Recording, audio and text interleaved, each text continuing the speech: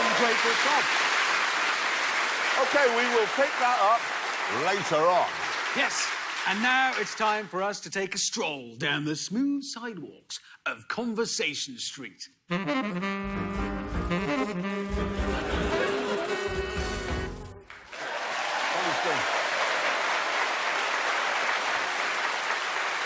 Now, I'd like to begin Conversation Street with the world's most incompetent TV host, James May, who filmed the entire series, and, as you saw in that sting, the sting itself, and in the montage, and in Switzerland, looking, well, with long hair, looking like a roadie for Steppenwolf.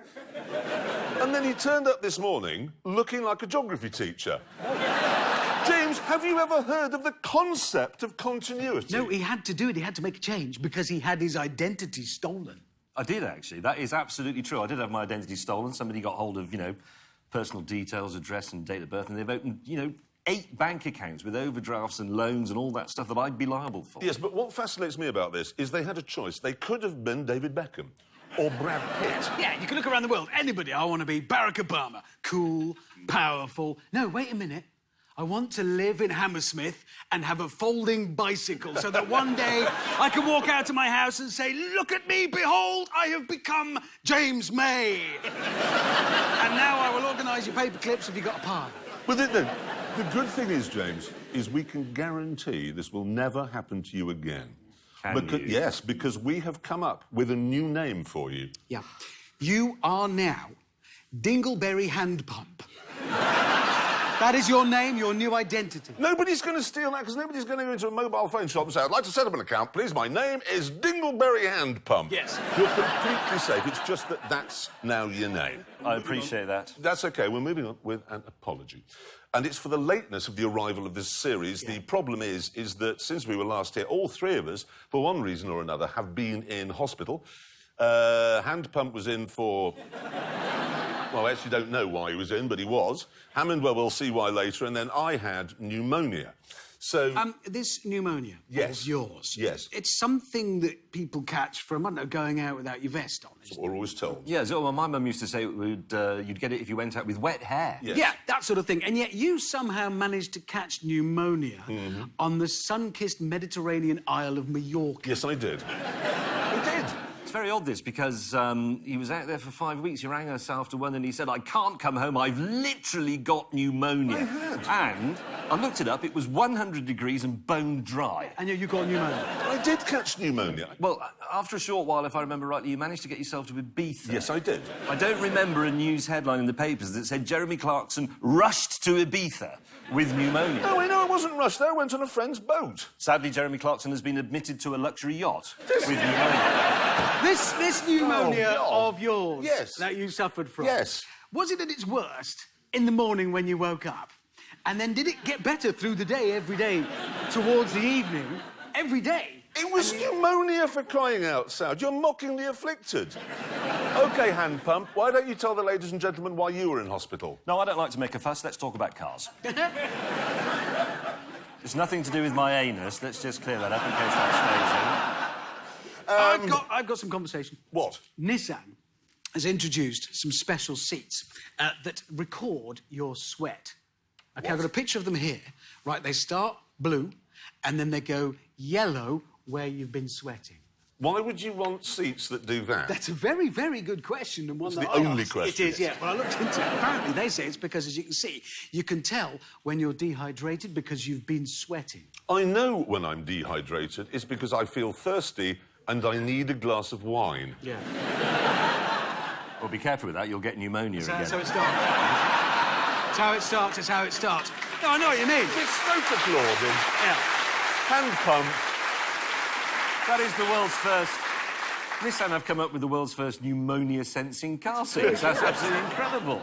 No, I know what you mean, though. Our bodies are equipped with means of telling us that we are dehydrated without looking at the seat. Exactly, exactly. Like if you go for a pee and just sand comes out, it's time for some water. So if you're one of those sort of slightly fat jogger-type people, won't you end up with, like, a yellow line where your butt crack was? Oh, how lovely. How very lovely. Do you know the worst one I ever had with that? I was filming in the States, in Texas, a town called Lubbock. and I borrowed a pickup truck from this quite large gentleman who lent it. We needed it for filming. Drove it around all day, took it back to him in the evening, and he bent over to pick something up. And as he did that, he'd got his shirt not tucked in. As he bent over, I could see he'd done his jeans up under his arse. What? Because he wasn't a well-off man. He'd obviously bought a pair of jeans when he was 14 and didn't fit them anymore, so he just simply... And I could see he hadn't wiped his bottom. Oh, God! Jeremy, who steers your eyes? Why did you look there? Because you... Look away! Look away! Gigantic arse with the brown... I don't want to see a man's claggy bottom. I didn't either, but I spent all day squirming around on the seats of his pickup truck. And I was wearing beige trousers. That's all right.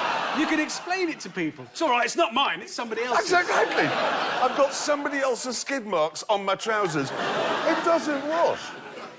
Now, as we know, a lot of, particularly sporty cars these days, have got exhaust systems that sort of make a racket when you put your foot down or when you start them up in the morning. I had an Audi RS3 the other day. As you fired it up, it's like, we're only going to the shops for some milk. Makes a big fuss. There's a huge song and dance about it. Well, actually, some Jags do this, don't they? Because all the sporty ones do, yeah. Yeah, they do, because they make a tremendous racket, but you don't hear it inside the Jag. You can only hear it... Basically, your neighbours are annoyed by it, but not you. Yes, and this is exactly what I'm on about, because Ford has announced on the new Mustang, it's got something called Good Neighbour Mode. Ooh. Does it come around and water your plants when you're on holiday?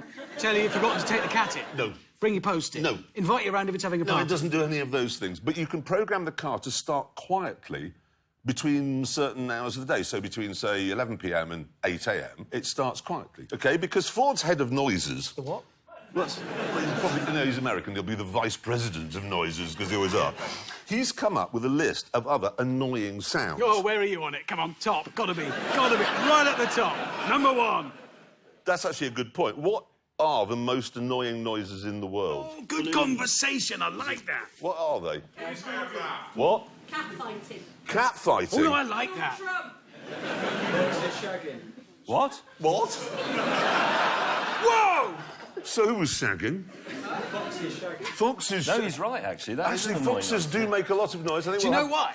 This is broadcast in America. They don't know what shagging is. We know what shagging is, now. Making love. Getting it on. Making little foxes for our American viewers. I have to be honest, mine is one of the old-fashioned with polystyrene. Anyone share that one? Polystyrene doesn't make a noise. It's It does, it inert. Just... squeaks. My children bought me one of those record players, you know, you can digitise vinyl. You know the one I mean, Oh, you can they plug your transfer iPod all into your it. Yeah. records into digital files. And I can't get it out of the box because it's all covered in polystyrene. It's just sitting Oh, there. no, so your kids bought you this? Yes. And you haven't taken it out of the box? No. You ungrateful bastard. Did you hear that? It was like stereo. I mean, that's your dad. You were going to take it out of the box. Well, your secret's out of the box now, unlike your present that they